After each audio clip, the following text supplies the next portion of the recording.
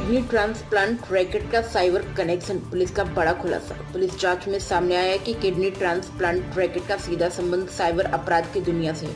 आरोपी टेलीग्राम और व्हाट्सएप पर बने साइबर अपराधियों के ग्रुप के जरिए संभावित डोनर्स को खोजते और उन्हें जाल में फंसाते थे।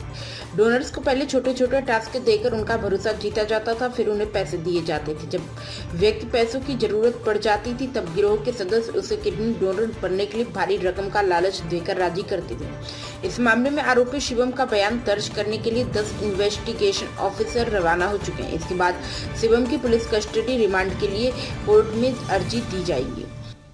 है और क्या एक्शन पुलिस अभी तक ले रही है? देखिए, जब हम लोगों ने अभी विवेचना के क्रम में सारी चीज़ों को जब हमने एनालाइज किया है तो उससे एक चीज़ और निकल कर के आई है बड़े स्पष्ट रूप से कि ये कहीं ना कहीं जो ट्रांसप्लांट का रैकेट है ये कहीं ना कहीं साइबर अपराध की दुनिया से भी जुड़ा हुआ है। ये लोग जो इस रैकेट सिंडिकेट से जुड़े हुए हैं, ये लोग ल्योर करने के लिए जो टेलीग्राम और व्हाट्सएप पर जो साइबर अपराधियों ग्रुप है उसमें जुड़ते हैं और जो डोनर है उसको ये लोग ल्योर करते हैं।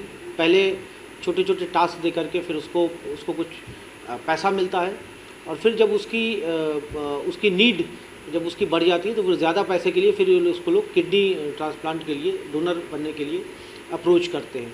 तो ये कहीं ना कहीं एक नेक्सस है और इसमें जो साइबर एंगल है उसके ऊपर भी हम लोग की जांच चल रही है। दूसरा, आज जो अभियुक्त शिवम है उसका बयान लेने के लिए अभी आईओ जा रहे हैं। जो भी चीज़ें तथ्य निकल कर के आएंगे उसके आधार पर फिर हम लोग शिवम की पीसीआर के लिए अप्लाई करेंगे।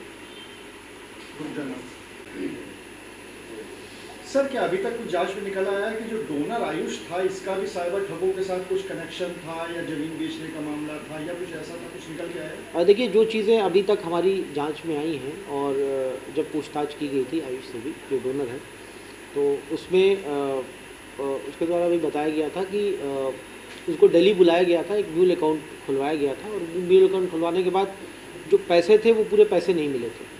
तो कहीं ना कहीं ये ज़रूर है कि ये म्यूल अकाउंट खुलवाया तो ये साइबर क्रिमिनल से कहीं ना कहीं जो है ये इसका एंगल जुड़ा हुआ है। तो ये एक जांच का विषय है, इसके ऊपर हमारी जांच चल रही है और हम लोग ज़रूर इस एंगल पर भी हम लोग तफ्तीश करेंगे, विवेचना करेंगे। क्या उसके घर से अभी तक कोई आया है या आप लोग से कांटेक्ट किया है? फ़िलहाल अभी उनके परिवार से कोई नहीं आया है। उनके एक फ्रेंड थी जो आई थी और उन्हीं से बातचीत हुई है, पुलिस ने बातचीत किया है। अभी घर से उनके परिवार से डायरेक्ट रिलेटिव्स में अभी तक कोई नहीं आया। जो एमबीए की कहानी है कि एमबीए का स्टूडेंट है, ये सब क्या अभी जांच में सत्य पाई गई? अभी तक की जांच में जो हमने पाया कि वहाँ पर जैसा इसने बताया था ग्राफिक एरा में, वहाँ पर इस नाम का कोई स्टूडेंट एमबीए नहीं कर रहा था। किन परिस्थितियों में जो इसके द्वारा बताया गया है वो सही तथ्यों को छुपाया गया, इस पर भी हमारी जांच चल रही है और जल्दी हम लोग नोटिस दे करके एक बार फिर से पुनः तफ्तीश के लिए बुलाएंगे। क्राइम संदेश न्यूज से शकील अहमद की विशेष रिपोर्ट।